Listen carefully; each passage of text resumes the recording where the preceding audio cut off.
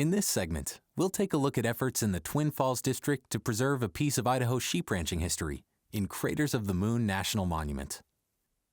President Calvin Coolidge designated Craters of the Moon National Monument in 1924 to preserve the unusual and weird volcanic formations and a scenic landscape peculiar to itself.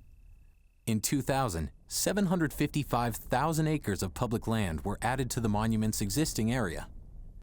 Today, the National Park Service and the Bureau of Land Management are co-managers of the monument's wealth of natural and cultural resources, part of our nation's priceless heritage. Over a span of 15,000 years, the area experienced numerous volcanic eruptions. Molten rock flowing over the land created the unique landscape we see today.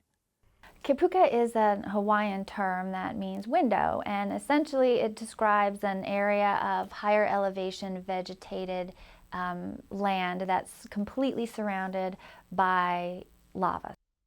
The Laidlaw Park Kipuka may be the largest in the world, encompassing nearly 90,000 acres. Sheep ranchers discovered early on that these island grasslands made ideal grazing ground for sheep and cattle. A place on the northwest end of the lava flow allowed cattle to cross into the paddle-ford flat Kipuka. Years later, the Carey-Kimama road was constructed at this spot. It allowed ranchers to reliably haul in water for their livestock. Bud Purdy's family was among the first settlers in the area. I would be third generation here at the ranch. My grandfather, Kilpatrick, and his brothers, they built the railroad through here in 1882 from Shoshone to Haley, and they homesteaded 3 homesteads here on the ranch, and that's how they got started. When I came out here in 1938, we had about 8,000 sheep is what we were running and a couple hundred cows. By the 1920s, there were more than 2.4 million sheep in Idaho. They were a significant part of the economy, but in the rangeland ecosystem, they presented a food source for predators. The coyotes were really thick, and a sheep herder, and we didn't have guard dogs at that time either, was another thing. They would slip in. I lost about, I think, 100 sheep. As predation losses mounted, the federal government took to coordinating trapping. When we'd have trouble, we'd always call the government trapper, and a lot of times they'd come out, whether we was in Laidlaw Park or wherever we were, they'd come out and set some traps. The government built cabins to house trappers it employed. Most have been lost to wildfires over the years. Built in the 1940s, the South Park Well Cabin is the only remaining trapper cabin in the monument. For the public, it's hard to imagine history without seeing history, so it's kind of nice for them to be able to come out here and see this piece of the American West. Monument managers realized that the only surviving trapper's cabin could easily vanish in a wildfire or be lost to the effects of time and weather. So in 2012, the BLM hired a heritage preservation company to stabilize the structure. The building had problems with the roof. It was blowing off, the metal was gone, and on the other side, the roof boards were deteriorated.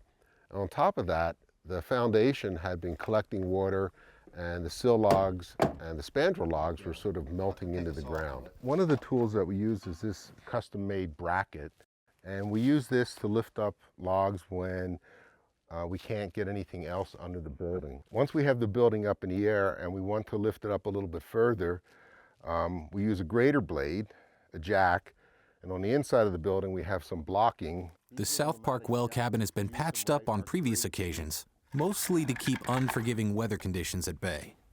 There's been at least 3 episodes of applying daubing here. This little space in here, as you know, is called the chink space. So this chink space has wooden chinking in it. That's these little pieces that you can see right there. And then it has daubing applied over it, which is a wet mortar. So here we have this color mortar right here. We have an application on top of that by somebody else. A third application of something that looks like plaster of Paris. I really don't know what this is. The latest round of work added a concrete foundation and a new steel roof. Joe and assistant carpenter Jake used only basic tools and worked by hand with great care. We only work on interesting buildings and interesting places with interesting people. It's not all about the money. It's saving historic buildings and having a good time doing it. The South Park Well Cabin is a place to experience and understand a chapter in Idaho's history and in the story of the settlement of the American West. A fairly well-maintained gravel turnoff from the Laidlaw Park Road takes you to the cabin. The BLM Shoshone field office can give detailed directions to the site.